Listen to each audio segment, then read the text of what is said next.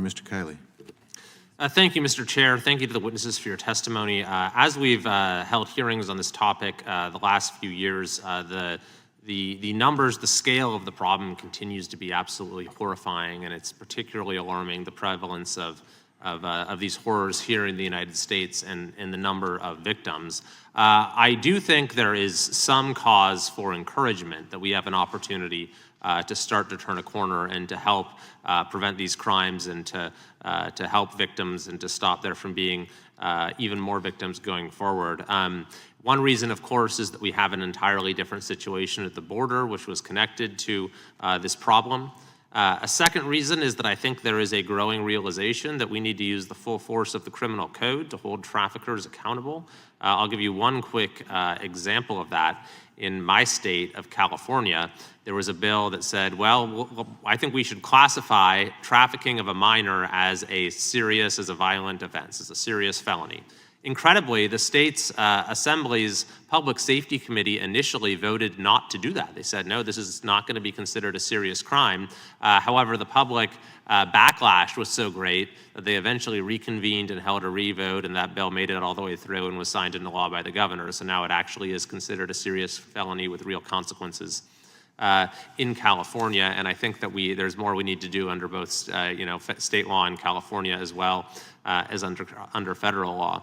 A third area that is very important and was mentioned by Ms. Lopez is education, and actually a good law that we have in California is one that is designed to promote prevention education in schools. There's an organization based near my district, Three Strands Global, that has pioneered a lot of very good education efforts in classrooms. And then finally, I've introduced the National Human Trafficking Database Act. This is a piece of bipartisan legislation. Mr. Johnson on this committee is a co-author.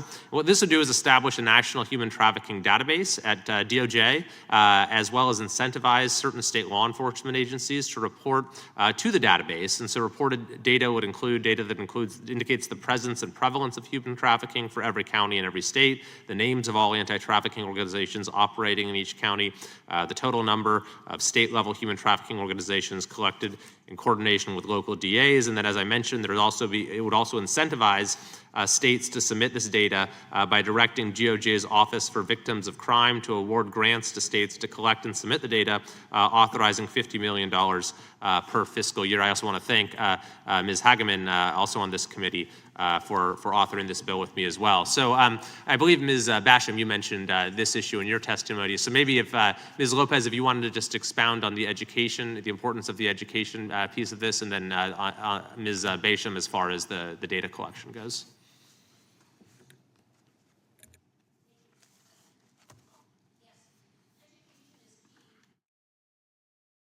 Education's key, and that seems to be what's lacking.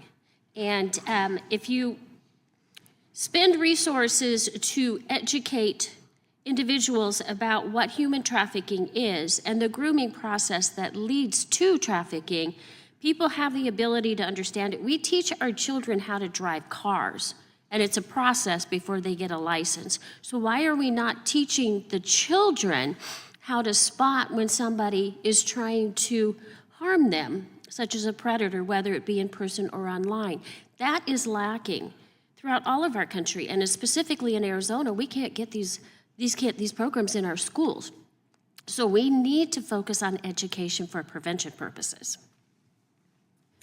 Thank you so much. There are two key reasons why data is important, and specifically this National Human Trafficking Database Act. The first is it actually funds state law enforcement. And as we all know, law enforcement tends to be historically underfunded, and especially when it comes to trafficking, they just don't have enough resources. So it actually brings the money directly where we need it most, so that every state in the nation can have that money for their state law enforcement. The second thing is the word data, unfortunately, is not an exciting word. There isn't adrenaline with it, but those numbers represent individuals. Data are people.